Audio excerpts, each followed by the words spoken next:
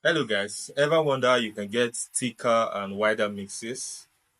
Yes, I got this question from a subscriber of mine of the last tutorial I did asking how you can get his mixes to sound wide in terms of width and also sound heavy, punchy, and has depth. So without wasting much time, we're going to jump into our DAW where I can show you easy ways and easy techniques in few steps to achieve this. Please, if you are new, you've not subscribed to my channel, please hit that thumbs up, subscribe, and turn on the notification bell so you get notified each time I post content like this. Thank you very much. Let's jump into our DAW. So guys, welcome to our DAW. For the purpose of this tutorial, we'll be using Cubase, okay? Um, in answering Kofi's questions, it talked about the first thing we'll talk about is getting thicker mixes. Now, I've explained this to an extent indirectly, yeah, in my previous tutorial where I talked about the Jason Joshua drum bus technique, where we use 8 instances of the NLS bus. For those of us that don't know what the NLS bus is, this the plugin exactly. It's kind of emulates those big wide analog consoles you see in those big studios. Yes, so this is the plugin right here. So in that tutorial, I talked about loading 8 instances of this particular plugin by Waves NLS Bus. So I'm not going to waste much time on that, but I'll just leave a link to the description below in this video so you can go back on that video. After I assure you, after going through that video, trust me, you know how to get your mix to sound very thick, okay, and huge.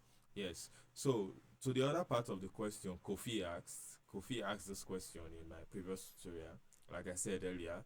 Now let's focus on width. Okay, let's focus on width. Let's focus on making our mixes wider. Yes. So the first thing you should know is that for you to get wider mixes, you should pay attention to, or you should learn to pan things, okay? When mixing, I said it in one tutorial, or I said it some time ago, that your volume fader and your pan knobs are your best friends, okay? When you know how to set that correctly, your mixes are halfway there, okay? So I have a reference track, or a track I'll be using to demonstrate this tutorial. It's not perfectly mixed, it's just for the purpose of this tutorial. So let's just listen to this track for a few seconds. Baby, cause this could be more than just a one night rendezvous. You've got my heart acting crazy, baby. My head just spins every time I think of you. All of the things you make me feel when we touch, and our bodies are in motion. Yeah, so that's the track. We have the drums, the drums in green. We have the bass in red. Then these are guitar in blue. We don't have so much elements in this track, but let me try and explain with this track anyway. For example, if you want to get width, like I said, you should learn to pound things. If not 100% to the left or right, at least some percentage to the left and right. For some mixers, they like to pan hard left, that's 100% left, or hard right, that's 100% right. While some like to leave it at about, just anywhere around the center, okay? Not really center, I mean halfway to the right or halfway to the left, okay? Now, for elements, you can pan elements like guitars, congas, percussions, not all anyway, drum elements like percussions, congas, guitars, the drums. You can't really pan a kick. A kick has to be dead center. Yes, the snare has to be dead center. You can pan the hi-hat a little, maybe a little to the left. You can pan the toms, maybe the tom 1 a little to the left, tom 2 a little to the right, and the floor tom or tom 3 all the way to the right. It depends on you, okay? Now, when you naturally pound this element, huh, you notice you're already creating width, okay? From the onset, you're already creating some form of width. Now, when you've done that, all you can do next is, for example, we'll bus our instrument track to a particular bus. Like I have my guitar and my keyboard or pad routed to my music bus. Yeah, it is. Now, remember I was talking about width. I just have compression there just to glue everything together. I have this plugin to make it brighter and take away some mud. Yes, this is what I'm doing for width on my music bus. Okay, that's where I have the piano, the strings, and the guitar. Remember, I panned the guitar a little to the left or a little to the right, depends on you. Okay, now what I'm doing with this element is I'm just spreading it out. I'm going to solo the music bus only and take out this S1 imager. You can use any stereo spread plugin. There are free ones out there, but don't just overdo it. Okay, so I'm going to bypass the S1 imager and I'll put it out for you so you can tell the difference. So without first.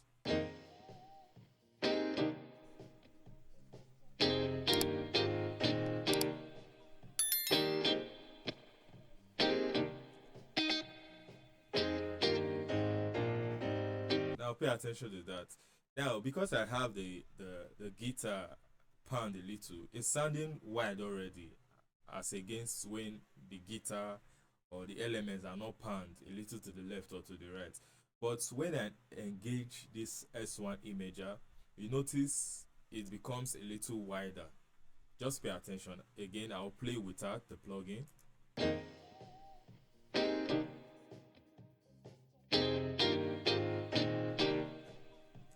Then I'll play with.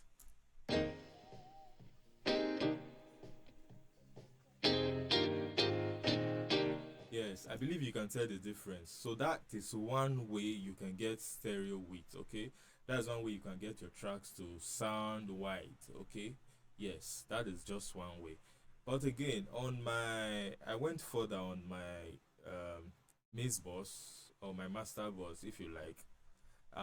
There's a video where I talked about mid-range. Yes, how to get powerful mid-range. I've forgotten the title of that video, but it talks about mid-range, where I demonstrate how you can use this plugin called Vitamin by Waves, okay, to get some width. So I'm further spreading things along the frequency spectrum or giving all the elements some kind of width on my master bus using this plugin.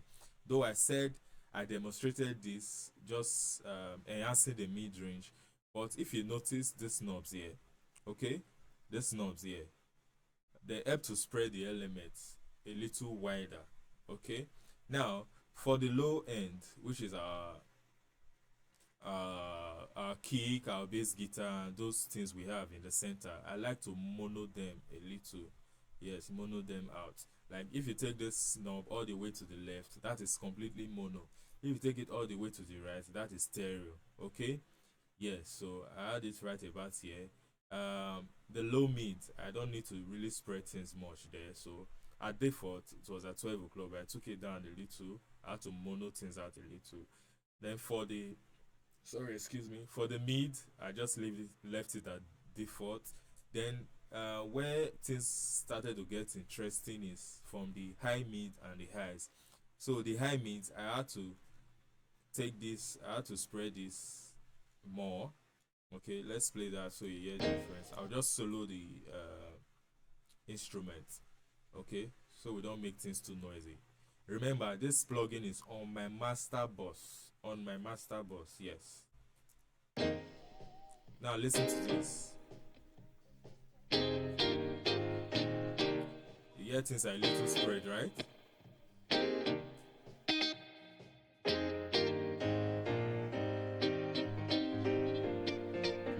Good. So that's what that is doing. That's another way I get stereo spread or width.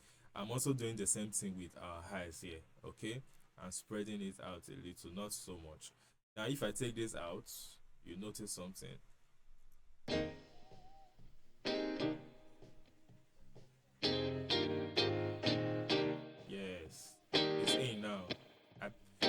you notice that width, right?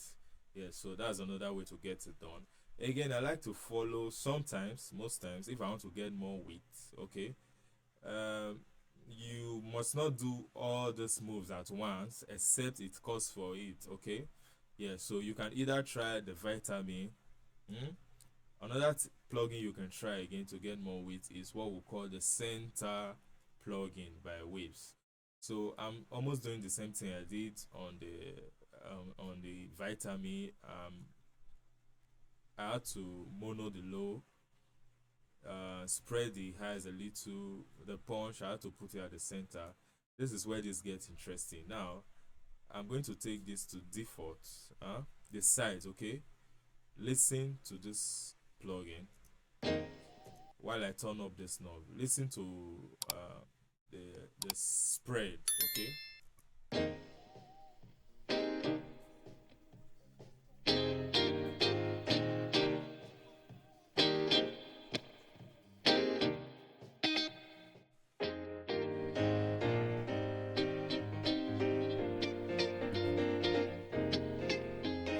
I don't know if you notice it. Now the sounds are more spread to the side, so we are getting more width out of that.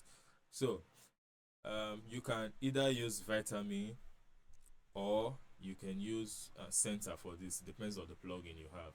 Okay, that's how I get stereo spread. Again, I also like to use this plugin also, where I put it on mid side. Okay, I just use a preset on this plugin. This plugin is called the Clariphonic DSP Mark II. If you've seen my tutorial on this Joshua mix bus trick, this is one of the secret sauce I add to my mix bus to make it brighter, clearer, and less muddy. Okay, but I'm using it in a different way today. I'm just using a preset. I tried out this preset and it works so well. Okay, in helping me achieve that stereo width and stereo spread. The preset is called Mastering Side Opener. Okay, let's look for that. Mastering Side Opener. I think it was around yes, Mastering Side Opener. Yes, this is the preset. Okay, just tap on it and we're good to go. So I'm going to play without the plugin. I'll turn on vitamin. Okay, without the plugin.